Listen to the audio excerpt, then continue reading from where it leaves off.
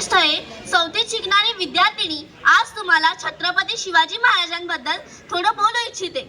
महाराष्ट्राचा जो इतिहास लिहिला गेला तो कोणी ऐरा गेरानी नव्हे, तर महाराष्ट्राचा इतिहास लिहिला गेला हिरव्या पिवळ्या शालीनं, तलवारीच्या खणखणाटीनं, घोड्यांच्या टापानं आणि शाहिराच्या डफानं। आणि हा जो इतिहास घडविला तो म्हणजे छत्रपती शिवाजी महाराजांनी।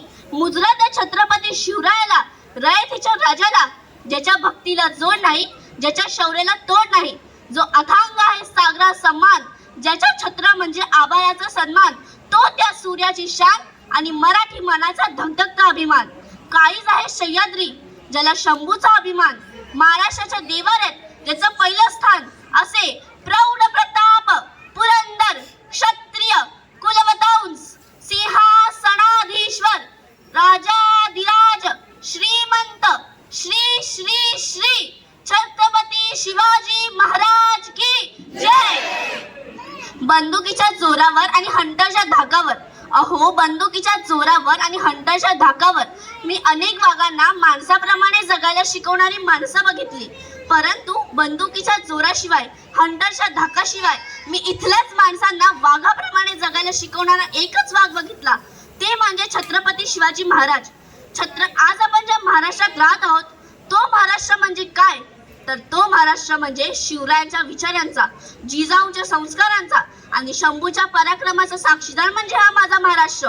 कष्टकरी शेतकऱ्यांचा, दीनदलितांचा आणि 105 हुतात्म्यांच्या बलिदानाचा आणि त्या दिल्लीच्या तख्तालाही घाम फोडणाऱ्या जिगरबाज माझ्या मर्द मावळ्यांचा हा माझा महाराष्ट्र, जिगरबाज माझ्या मर्द मावळ्यांचा।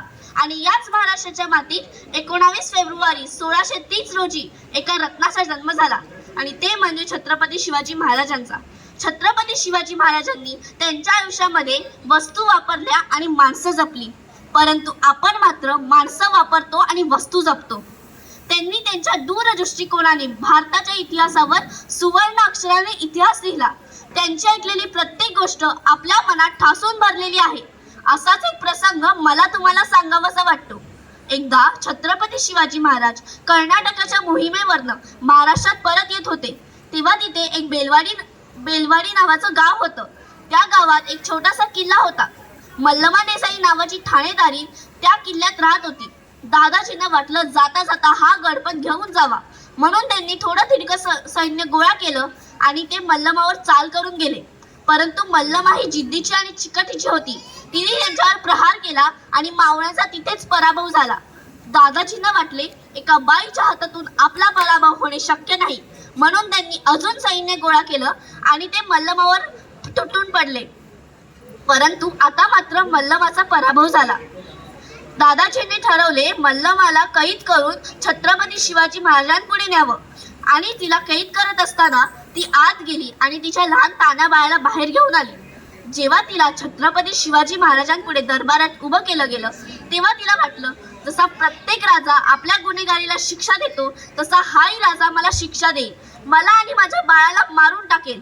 आणि ती छत्रपती शिवाजी महाराजांपुढे गेली आणि नतमस्तक झाली, म्हणाली राज, मी तुमचे गुन्हेगार आहे राज, जी काही शिक्षा द्यायची ती मला द्या, पण यात माझ्या लहान तान्या बाळाचा काहीच दोष नाही। हे ऐकून छत्रपती शिवाजी महाराजांनी स्मित हास्य केलं आणि चिटणीसाला इशारा केला। चिटणीस आत गेला आणि दुधाची वाटी घेऊन बाहेर आला।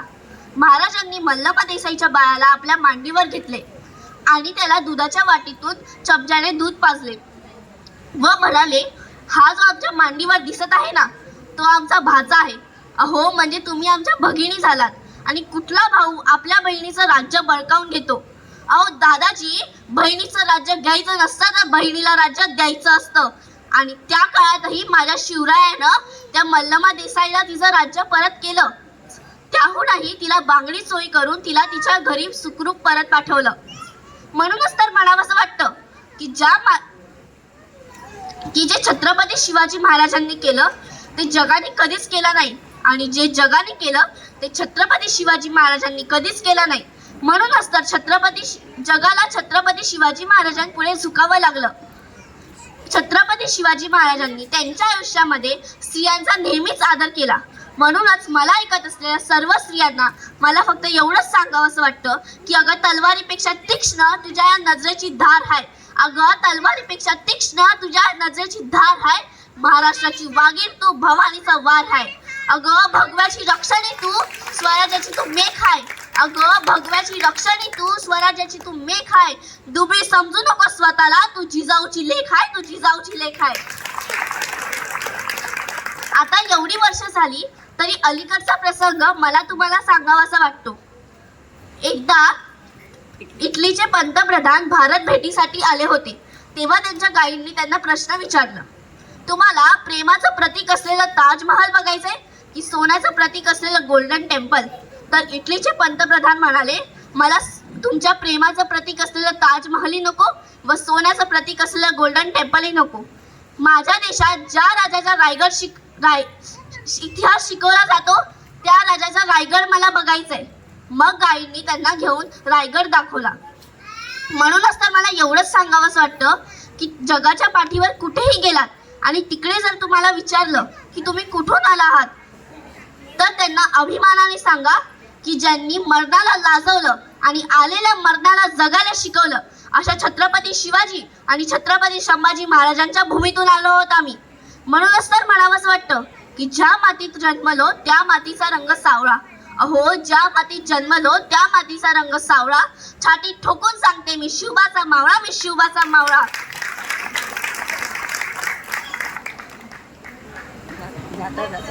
जाता जाता फक्त एवढंच सांगावंसं वाटतं की देवाकडे एक फूल मागितलं तर त्यांनी अख्खी बागच दिली. देवाकडे राहण्यासाठी घर मागितलं तर त्यांनी अख्खा राजवाडा दिला. देवाकडे पिण्यासाठी पाणी मागितलं तर त्यांनी अख्खा समुद्रच दिला. पण देवाकडेच जेव्हा देव मागितला तेव्हा त्यांनी छत्रपती शिवाजी महाराजांसारखा देव माणूस दिला. जय भवानी, जय शिवराय. धन्यवाद.